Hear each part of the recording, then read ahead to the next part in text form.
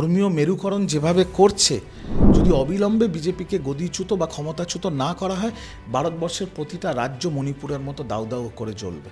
মমতা বন্দ্যোপাধ্যায় শুধু একটাই কথা বলেছেন, যারা বাংলায় জন্মগ্রহণ করেছেন, বাংলা যাদের জন্মভূমি, বাংলা যাদের কর্মভূমি, তারা সকলেই বাংলার নাগরিক। 3টে শোকজের পরে জবাব না দেয় তাকে সাসপেন্ড করা হবে। এটা নেত্রীর সিদ্ধান্ত। বলতে পারি শুভেন্দু বিজেপিকে সাইড করে দিয়েছে, বাট সিদ্ধান্তটা তো বিজেপি পার্টির।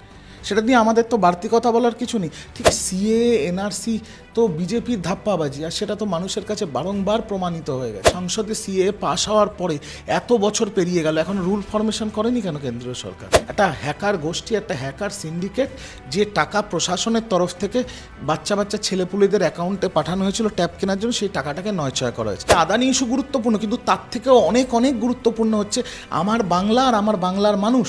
কালীঘাটে গতকালের বৈঠক হলো এবং সেই বৈঠক থেকে আমরা দেখতে পেলাম সংবিধান, বিধানসভা ও দলীয় স্তরে শৃঙ্খল রক্ষার উদ্দেশ্যে কমিটি গঠন করা হয়েছে এবং এটাও বলা হচ্ছে যে 3 কমিটি থেকে যদি 3টি চিঠি যায় তাহলে সংশ্লিষ্ট যিনি দায়িত্বে আছেন তাকে সাসপেন্ডও করা হবে। এটা নিয়ে কি বলবেন?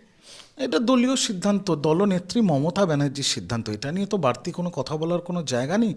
নেত্রী 3টে শৃঙ্খলা কমিটি তৈরি করে দিয়েছেন, একটা সংসদের জন্য, একটা বিধানসভার জন্য, একটা দলের জন্য। তো এবার কেউ যদি দলবিরোধী কোনো কাজ করে বা দলের শৃঙ্খলা ভঙ্গন করে, তাকে শোকজ করা হবে এবং তাকে জবাব দিতে হবে। কেউ যদি 3টে শোকজের পরে জবাব না দেয়, তাকে সাসপেন্ড করা হবে। এটা নেত্রীর সিদ্ধান্ত, এর বাইরে তো আর কোনো মন্তব্য থাকতে পারে না। আমরা দেখলাম সংখ্যাও বৃদ্ধি হয়েছে, 22 থেকে 27 জন সংখ্যা হয়েছে। হ্যাঁ, নতুন 5 জন অত্যন্ত সিনিয়র বর্ষিয়ান নেতৃত্বকে ইনক্লুড করা হয়েছে কমিটিতে। আবারও বলছি, এটা সম্পূর্ণ যা যা ঘটেছে সম্পূর্ণ স্বয়ং দলনেত্রী মমতা বন্দ্যোপাধ্যায়ের সিদ্ধান্ত, এর উপর বাড়তি কোনো মন্তব্য হয় না। আচ্ছা দাদা, এই মুহূর্তে আমরা জানি যে বিধানসভা অধিবেশন চলছে, পাশাপাশি রাজ্যসভা লোকসভা অধিবেশন। বিধানসভা অধিবেশনে যেটা বলা যাচ্ছে, সরকারের সব দফতরের ভালো মন্দ নিয়ে আলোচনা করতে চাইছে শাসক দল। অন্যদিক থেকে বিরোধীরা যাতে প্রচারে আলো না পায়, সরকার বিরোধী প্রচারে আলো না পায়, তার জন্য এই সিদ্ধান্ত নেওয়া হচ্ছে শাসক দলের, এমনটাও প্রচার হচ্ছে। কে কি প্রচার করলো তাতে কিছু যায় আসে না। আজকে আপনার একটা কথা বলুন তো, রাজ্যের শাসক দল যদি তাদের অন্দরে একটা শৃঙ্খলা রক্ষা কমিটি করে, 3টে শৃঙ্খলা রক্ষা কমিটি করে, তারা পার্টিতে কি রদবদল করবে, সেই পার্টির অভ্যন্তরীণ কি চেঞ্জেস আসবে, সেটা তো পার্টির দলনেত্রী সেই সিদ্ধান্ত নেবে। সেটা নিয়ে বিজেপি, কংগ্রেস বা সিপিএমের মাথা ব্যথা হবেই বা কেন? এটা তো তাদের কোনো ব্যাপারই নয়। আর এটা নিয়ে রাজনীতি হবে কেন?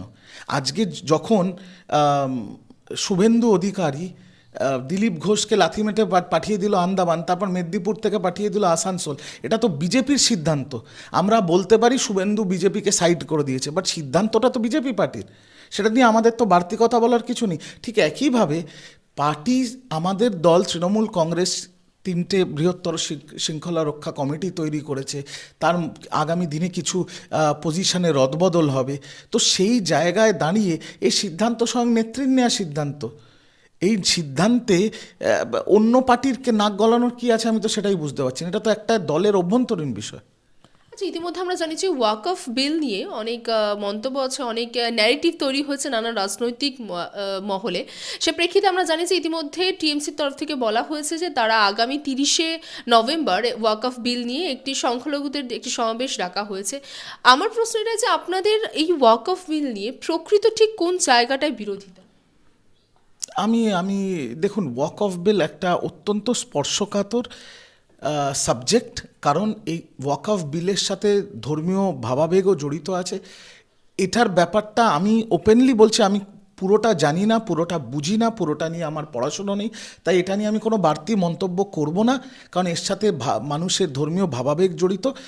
30শে নভেম্বর রানী রাসমণি রোডে তৃণমূল কংগ্রেস এবং তৃণমূল কংগ্রেসের যে সংখ্যালঘু শাখা, তার তরফ থেকে একটা বড় সভার আয়োজন করা হয়েছে, যেখানে প্রচুর ইমাম সাহেবরা থাকবেন, ইসলামিক স্কলাররা থাকবেন, এবং তৃণমূলের তরফ থেকে আমাদের কলকাতা পৌরসভার মেয়র তথা মন্ত্রী ফিরহাদ হাকিম এবং বর্ষিয়ান সাংসদ কল্যাণ বন্দ্যোপাধ্যায়, যিনি ওয়াকফ বিল নিয়ে জেপিসি মানে জয়েন্ট পার্লামেন্টারি কমিটিতেও যিনি আছেন, তিনি থাকবেন, তিনি বক্তব্য রাখবেন। আমার মনে হয় 30 তারিখের ওই সভার বক্তব্যের পর অনেকটা পরিষ্কার হয়ে যাবে মানুষের কাছে।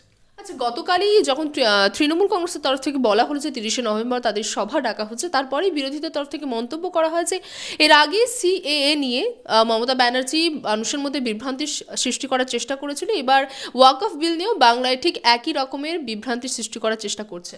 আমরা সিএ এনআরসি এইসব নিয়ে কোনোদিনই তৃণমূল কংগ্রেস কোনো বিভ্রান্ত সৃষ্টি করেনি। মমতা বন্দ্যোপাধ্যায় শুধু একটাই কথা বলেছেন, যারা বাংলায় জন্মগ্রহণ করেছেন, বাংলা যাদের জন্মভূমি, বাংলা যাদের কর্মভূমি, তারা সকলেই বাংলার নাগরিক। এই সিএ এনআরসি তো বিজেপির ধাপ্পাবাজি, আর সেটা তো মানুষের কাছে বারংবার প্রমাণিত হয়ে গেছে। বারংবার প্রমাণিত হচ্ছে যে প্রতি ইলেকশনের আগে সিএ আর এনআরসির গাজর ঝোলাবে এরা ভোটারদের সামনে, তারপরে মানুষকে বোকা বানিয়ে ভোট নেওয়ার চক্রান্ত। সিএর সংসদে সিএ পাশ হওয়ার পরে এত বছর পেরিয়ে গেল, এখন রুল ফরমেশন করেনি কেন কেন্দ্রীয় সরকার? এই প্রশ্নগুলো আগে আপনারা কেন্দ্রীয় সরকারকে গিয়ে করুন। আমরা মানুষকে নিয়ে রাজনীতি করি, মানুষের উন্নয়নকে নিয়ে রাজনীতি করি, আর বিজেপি মানুষকে সাথে চিটিংবাজি করে, মানুষকে সাথে ধাপ্পাবাজি করে, কখনো সিএ কখনো ধর্মের নামে রাজনীতি করে। এই দুটোর মধ্যে ফারাক আছে। আচ্ছা, ট্যাবের টাকা কোথায় গেল এই প্রশ্ন নিয়ে আমরা দেখলাম যে গতকাল এসএফআই এর তরফ থেকে সিপিএম এর ছাত্র সংগঠনের তরফ থেকে একটি বিক্ষোভ তুলেছে যে শিক্ষামন্ত্রী কোথায় এবং তার কাজ কি শুধু দুর্নীতিতে মদদ দেওয়া। আমি দেখলাম গতকাল সিপিএম এসএফআই একটা মিছিল করেছিল, খুব বেশি হলে 50-55 জন ছেলে ছিল। তো প্রতিবাদ করার সবারই অধিকার আছে, প্রতিবাদ করার, তো ঠিক আছে করেছে। কিন্তু আমার কথা হচ্ছে যে সকলেই জানে এখন বাংলায় যে ট্যাব যে টাকা পয়সা নয়ছয় হয়েছে, ট্যাবের টাকা, সেটা কোনো কেলেঙ্কারি বা কোনো দুর্নীতি বা কোনো স্ক্যাম নয়, এটা একটা অপরাধ। একটা হ্যাকার গোষ্ঠী, একটা হ্যাকার সিন্ডিকেট, যে টাকা প্রশাসনের তরফ থেকে বাচ্চা বাচ্চা ছেলেপুলেদের অ্যাকাউন্টে পাঠানো হয়েছিল ট্যাব কেনার জন্য, সেই টাকাটাকে নয়ছয় করা হয়েছে। ইতিমধ্যেই বহু লোক গ্রেফতার হয়েছে, আগামী দিনেও গ্রেফতার হবে, তদন্ত চলছে। আর যাদের অ্যাকাউন্ট থেকে এই ট্যাবের টাকাটা যাদের অ্যাকাউন্টে পৌঁছয়নি, সরকার আবার তাদের অ্যাকাউন্টে সেই ট্যাবের টাকা ঢুকিয়ে দেবে। তো একটা অন্যায়, একটা অপরাধ হয়েছে, যার তদন্ত হচ্ছে, গ্রেফতারি হচ্ছে। সিপিএমের এত মাথা ব্যথা কিসের? 2011 থেকে 2024 15 বছর হয়ে গেল, এত নাটক করার পরেও নোটার থেকে বেশি ভোট পাচ্ছে না। 3%, যে কটায় লোকসভায় যারা দাঁড়িয়েছে সবার জামানত বাজেয়াপ্ত, উপনির্বাচনে যারা দাঁড়িয়েছে সবার জামানত বাজেয়াপ্ত, তারপরেও মাথা ব্যথা ট্যাব নিয়ে। আরে ভাই, আগে নিজেদের দেখ, দলটা তো সাইনবোর্ড থেকে এবার ভিজিটিং কার্ড হয়ে যাচ্ছে। আগে বলুন নিজেদের চরকায় তেল দিতে। দাদা, আমরা ইতিমধ্যে দেখলাম যে সোমবারেই ছিল হচ্ছে প্রথম অধিবেশন এবং সেখানে আদানি ইস্যুতে পুরোপুরিভাবে আমরা দেখলাম যে সেই সেশনটাকে বন্ধ করে মানে সেই দিনের সেশনটা বন্ধ করে দেওয়া হলো এবং আজকেও নেই, বুধবার থেকে আবার হচ্ছে। এবং এই ইস্যু নিয়ে ইতিমধ্যে কুণাল ঘোষ একটি প্রশ্ন তুলেছেন যে আদানি ইস্যুটা গুরুত্বপূর্ণ, কিন্তু আদানি ইস্যু তুলে যদি অন্যান্যভাবে পুরোপুরিভাবে সেই অধিবেশন বা সেই দিনের অধিবেশনটাকে বন্ধ করে দেওয়া হচ্ছে, তার মানে কি বিজেপিকে কোনোভাবে সাহায্য করা হচ্ছে যাতে অন্যান্য রাজ্যের কোনো কি সুবিধা অধিবেশনে এসে বলতে না পারে? দেখুন, গতকাল যখন মমতা বন্দ্যোপাধ্যায় আমাদের দলনেত্রীর বাড়িতে এই শীর্ষ নেতৃত্বের বৈঠক হলো, তারপরে আমাদের মাননীয় মন্ত্রী চন্দ্রিমা ভট্টাচার্য প্রেস করেছিলেন। তিনি সেখানে জানিয়েছিলেন পরিষ্কার ব্যাপার, যখন আপনারাই সাংবাদিকরাই প্রশ্ন করেছিল আদানি ইস্যুতে, তিনিও বলেছিলেন যে আদানি ইস্যুটা গুরুত্বপূর্ণ, কিন্তু তার থেকেও বেশি গুরুত্বপূর্ণ হচ্ছে আমাদের রাজ্যের ব্যাপার। রাজ্যের কি ব্যাপার? কেন দাম বাড়ছে? কেন 4টে গ্র্যাজুয়েটের মধ্যে 3টে গ্র্যাজুয়েট দেশে বেকার বসে আছে? কেন বাংলার আবাসের টাকা দেয়া হচ্ছে না? কেন বাংলার 100 দিনের কাজের টাকা দেয়া হচ্ছে না? কেন বাংলার রেশনের টাকা বন্ধ করে দেওয়া হচ্ছে? সেই প্রশ্নগুলো তো আমরা করব কেন্দ্র সরকারের কাছে। কিন্তু যদি শুধু এই আদানি ইস্যু করতে গিয়ে, যেটা একদম সঠিকভাবে কুণালদা বলেছেন, যে শুধু এই আদানি ইস্যু করতে গিয়ে যদি পার্লামেন্টটাই না চলে, যদি কোনো প্রশ্ন উত্তরই না হয়, যদি বিজেপি এই আদানি ইস্যুটাকে আর এই ঝামেলাটাকে কেন্দ্র করে পালিয়ে যেতে পারে, তাহলে আমার রাজ্য বাংলা, সেই রাজ্যের প্রতিনিধি যারা বাংলার তরফ থেকে প্রশ্ন করবে, বাংলার তো কোনো ফায়দা হবে না। তাই আদানি ইস্যু গুরুত্বপূর্ণ, কিন্তু তার থেকেও অনেক অনেক গুরুত্বপূর্ণ হচ্ছে আমার বাংলা আর আমার বাংলার মানুষ, আর তাদের যেভাবে বঞ্চিত করছে কেন্দ্রীয় সরকার। আগে তো সেই কথাটা আমরা জিজ্ঞেস করব, সংসদে দাঁড়িয়ে, সংসদের মাটিতে দাঁড়িয়ে আমরা বিজেপিকে জিজ্ঞেস করবো যে কেন দেয়া হচ্ছে না। আগে তো আমাদের কাছে বাংলা, তারপরে আদানি ইস্যুটাও গুরুত্বপূর্ণ, বড় দুর্নীতি, কিন্তু আগে আমাদের কাছে প্রাথমিকভাবে যেটা হচ্ছে বাংলা এবং বাংলার মানুষের সাথে কেন্দ্র সরকারের বঞ্চনা।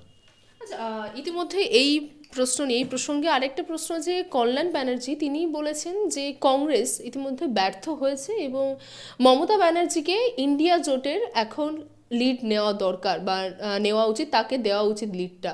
এই বিষয়ে কি আপনি একমত? কল্যাণদা বর্ষিয়ান নেতৃত্ব আমাদের দলের, এবং বহুবারের সাংসদ কল্যাণদা যে কথাটা বলেছেন একদম 100% ঠিক কথা বলেছে। আপনি দেখুন সারা ভারতবর্ষ জুড়ে যত ভোট হয়েছে যেখানে শরিক নেই, ডাইরেক্ট 1:1 লড়াই বিজেপি আর কংগ্রেসের মধ্যে, সেখানে কিন্তু বারংবার বিজেপির কাছে কংগ্রেস ধরাশায়ী হয়েছে। আর বাংলায় বিজেপি, সিপিএম, কংগ্রেস ঐক্যবদ্ধ হয়ে তৃণমূলের বিরুদ্ধে লড়াই করে। আর সেখানে বিজেপির সাথে ডাইরেক্ট যতবার লড়াই হয়েছে তৃণমূল কংগ্রেসের, ততবার তৃণমূল কংগ্রেস বিজেপিকে গোহারা হারিয়েছে। তো যদি কল্যাণদার কথাকে আমি সমর্থন করেই বলছি যে যদি আগামী দিন ভারতবর্ষের মাটি থেকে বিজেপিকে গদিচ্যুত করতে হয়, তাহলে ইন্ডিয়া জোটের লিডার মমতা ব্যানার্জিকে হতে হবে আর করতে হবে, না হলে এই বিজেপিকে সরানো খুব মুশকিল। আর বিজেপি যে পথে এগোচ্ছে, ধর্মীয় মেরুকরণ যেভাবে করছে, যদি অবিলম্বে বিজেপিকে গদিচ্যুত বা ক্ষমতাচ্যুত না করা হয়, ভারতবর্ষের প্রতিটা রাজ্য মণিপুরের মতো দাউ দাউ করে জ্বলবে। আচ্ছা, এই প্রসঙ্গে একটা প্রশ্ন হচ্ছে, আমরা জানি যে উত্তরপ্রদেশের সাম্ভালে ইতিমধ্যে যে ঘটনা ঘটেছে, সেই সাম্প্রদায়িক দ্বন্দ্ব নাকি প্রশাসনের ব্যর্থতা? সাম্বালে যে ঘটনাটা ঘটেছে এটা তো হচ্ছে নরেন্দ্র মোদী আর যোগী আদিত্যনাথের ডবল ইঞ্জিন মডেল। একটা জিনিস বুঝতে হবে, একটা সরকার, কেন্দ্রের সরকার যদি কোনো একটা ধর্মের বিরুদ্ধে চলে যায় আর তার হয়ে লেঠেল বাহিনী হিসেবে যদি উর্দি পরা পুলিশ বা প্রশাসন কাজ করে, তাহলে এটা শুধু সংবিধান বিরোধী নয়, এটা একটা অপরাধ। আজকে একটা সার্ভেকে কেন্দ্র করে সেখানে একটা অশান্তি হয়েছে, সেখানে পাথর ছোড়াছুড়ি হয়েছে দুপক্ষে। পুলিশের কাজ কি? পুলিশের কাজ হচ্ছে শান্তি ফিরিয়ে আনা। সেখানে উর্দি পরা পুলিশ ভিডিও প্রকাশ্যে এসছে, বলছে গলি চালাও, গলি চালাও, সব মিলকে গলি চালাও বলে মানুষের বুক লক্ষ্য করে গুলি চালাচ্ছে। ইতিমধ্যে 5 জনের প্রাণহানি হয়েছে। আপনার দর্শকদের মনে করিয়ে দিই, আরজিকর কাণ্ডের আবহাওয়াতে যখন বিজেপির দুর্বৃত্ত দুষ্কৃতীরা নবান্ন অভিযান করেছিল, তখন কলকাতা পুলিশ জলকামান, তারপরে কাঁদানে গ্যাস, আর যখন পাবলিক প্রপার্টি ভাঙচুর করা শুরু করেছে বিজেপির দুষ্কৃতীরা, তখন কিছু জায়গায় অল্প লাঠিচার্জ করে জায়গা খালি করে দিয়েছিল। আর বিকেলের মধ্যে, সন্ধ্যের মধ্যে বাংলায়, কলকাতায় শান্তি ফিরে এসেছিল। ভাবুন তো, এই ঘটনা যদি কলকাতার মাটিতে ঘটতো, এখনই তো আবার দ্রোহের কার্নিভাল রাস্তায় বেরিয়ে পড়তো।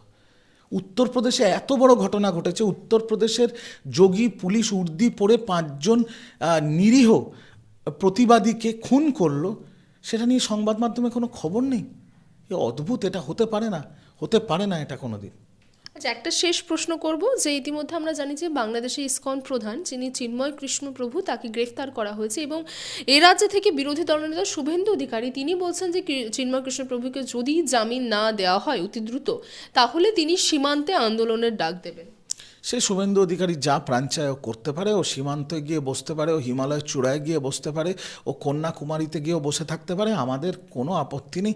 যত পারে বাংলার থেকে দূরে থাকুক, তাহলে বাংলার মঙ্গল।